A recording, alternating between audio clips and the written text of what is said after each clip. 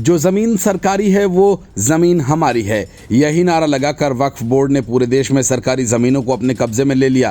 ताजमहल शाहजहां ने बनवाया था, उसे कभी वक्फ नहीं किया गया, लेकिन अब उस पर वक्फ का कब्जा है। हुमायूं का मकबरा हो या दूसरे अन्य स्मारक, सब पर वक्फ बोर्ड का पहरा है।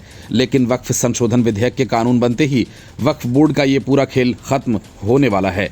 ये बात विपक्षी दलों को पता है, इसलिए पहले लोकसभा और अब राज्यसभा में वक्फ बिल के विरोध में बहस करते हुए अधिकांश विपक्षी नेता राम मंदिर, कुंभ, केरल की फिल्म से लेकर नोटबंदी और गंगा सफाई पर बात कर रहे हैं।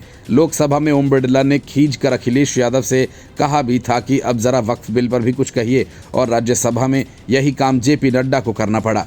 बड़ी बात ये कि रणनीति के तहत तमाम बड़े विपक्षी नेताओं ने वक्फ बिल पर गोल गोल बातें करते हुए बड़ी रणनीति की तरह तमाम बड़े विपक्षी नेताओं ने वक्फ बिल पर गोल गोल बातें की। जिस तरह लोकसभा में ये बिल पास हुआ, वैसे ही राज्यसभा में भी पास होगा। राहुल गांधी तो बहस में शामिल ही नहीं हुए। माना यह जा रहा है कि जिस तरह लोकसभा में ये बिल पास हुआ, वैसे ही राज्यसभा में पास होगा।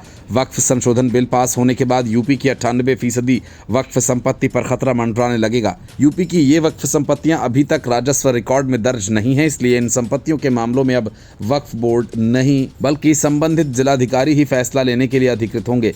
इसके साथ ही यूपी में वक्फ बोर्ड जिन 57,792 सरकारी संपत्तियों पर अपना दावा कर रहा है, वह भी अपने अधिकार क्षेत्र से बाहर होंगी। सूत्रों का कहना है कि यूपी के अल्पसंख्यक कल्याण विभाग की एक गोपनीय रिपोर्ट की माने तो वक्फ बोर्डों ने सार्वजनिक उपयोग की जमीनें भी वक्फ की संपत्ति के रूप में दर्ज कर ली हैं। इतना ही नहीं, यूपी के रामपुर और हरदोई जिले समेत कई जिलों में प्राइवेट जमीनों को भी गलत तरीके से वक्फ की संपत्ति के रूप में दर्ज करने के कई मामले सामने आए हैं। अब इन सभी मामलों की सुनवाई जिलाधिकारी करेंगे। इस रिपोर्ट की माने तो उत्तर प्रदेश में 57,792 सरकारी संपत्तियां अवैध रूप से वक्फ के नाम पर दर्ज हैं, जिसका रकबा करीब 11,712 एकड़ बताया जा रहा है।